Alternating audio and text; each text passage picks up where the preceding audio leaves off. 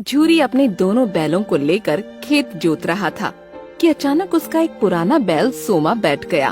झूरी ने पहले उसे प्यार से उठाना चाहा, लेकिन फिर बाद में उसे गुस्सा आ गया। उसने ज्यादा विचार नहीं किया और 2-3 बार डंडे से सोमा की पिटाई कर दी। मालिक का गुस्सा और डंडे की मार ने सोमा को उठने के लिए मजबूर कर दिया। झूरी बड़बड़ाए जा रहा था। खाने के लिए झुआ भर भूसा चाहिए और काम के समय नानी मर जाती है। ये सोमा बहुत आलसी हो गया है, नहीं चलेगा तो मार मार कर होलिया बिगाड़ दूंगा है। उसी समय झूरी की पत्नी फुलिया खाना लेकर वहाँ आ गई और झूरी पर बरस पड़ी। पुन्नू के बाबू, बेचारे सोमा को काहे इतना पीट डाले?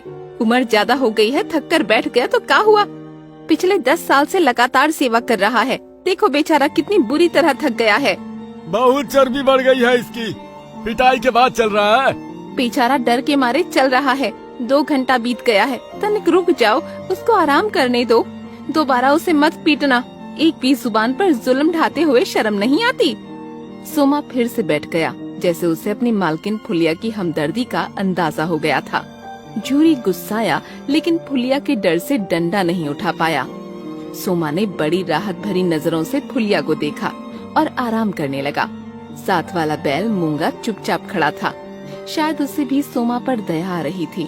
वो मन ही मन खुश भी हो रहा था कि सोमा के कारण उसे भी आराम करने का मौका मिला। फुलिया चली गई और झूरी ने डंडा उठा लिया। बैल मूंगा ने झट से सोमा को इशारा किया और सोमा न चाहते हुए भी उठ खड़ा हुआ और जुताई शुरू हो गई। कुछ देर के बाद झूरी दोनों बैलों को लेकर घर आ गया। सोमा से खड़ा भी नहीं हुआ जा रहा था। हद तो तब हो गई जब थोड़ी देर बाद ही झूरी दोनों बैलों को बैलगाड़ी के पास ले गया। दोनों बैल मेल गाड़ी को लेकर चल पड़े। झूरी का डंडा बीच बीच में सोमा की पीठ पर पड़ ही जाता। बेजुबान सोमा बेचारा लाचार होकर आगे बढ़ता चला जा रहा था। सोमा बूढ़ा हो चुका था, इसलिए उसके शरीर में वो शक्ति नहीं रह गई थी। ये बात झूरी की समझ से परे थी। वो बस अपने स्वार्थ के कारण सोमा से सारा काम करवाना चाहता था। एक दिन सोमा बीमारी के कारण बैठा तो उठ ही नहीं पाया। झूरी उसे अपने काम के लिए लेने आया, तब भी नहीं उठा। झूरी ने डांटा और फिर डंडा चलाया, फिर भी सोमा उठ नहीं पाया। सोमा को मत मारो, उसने ठीक से खाया भी नहीं है। इसकी तबीयत ठीक नहीं है, डॉक्टर को बुलाओ। तुम्हें बीमारी हालत में कोई मारे तो कैसा लगेगा? ठीक है, इसे मैं डॉक्टर को दिखाऊंगा। अरे हाँ, इसने भूसा भी नहीं खाया है, शाम को डॉक्टर के पास ले जाऊंगा।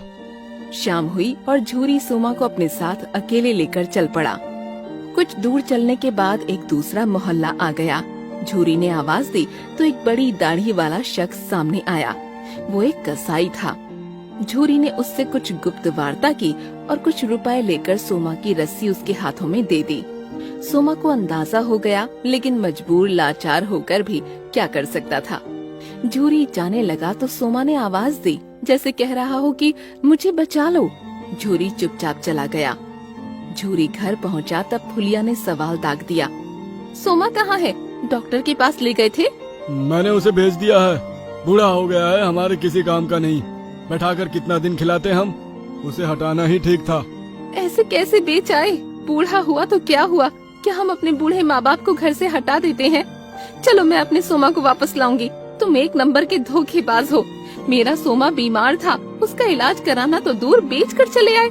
चलो मेरे साथ, मैं अपने सोमा को वापस लाऊंगी। झूरी को मजबूर होकर फुलिया को अपने साथ लेकर कसाई के यहाँ जाना ही पड़ा। फुलिया जब कसाई के यहाँ पहुँची तो सोमा जमीन पर लेटा हुआ था। उसकी बीमारी बढ़ गई थी। उसने जब फुलिया को देखा तो उसकी आंखों में आंसू आ गए, जैसे वो उसी का इंतजार कर रहा था। सोमा, मैं आ गई हूँ, अब मेरे साथ घर चलो, मैं तुम्हारा इलाज कराऊंगी। सोमा ने एकटक फुलिया को देखा, तब फुलिया उसे सहलाने लगी। मालकिन का प्यार पाकर वो मन ही मन गदगद हुआ। फुलिया ने जैसे ही रस्सी अपने हाथ में ली, सोमा ने आंखें बंद कर लीं और खामोश हो गया। उसके प्राण पखेरु उड़ गए। उसकी सांस मालकिन के अंतिम दर्शन का ही इंतजार कर रही थी। फुलिया अपने प्यारे सोमा पर सर रखकर रोने लगी।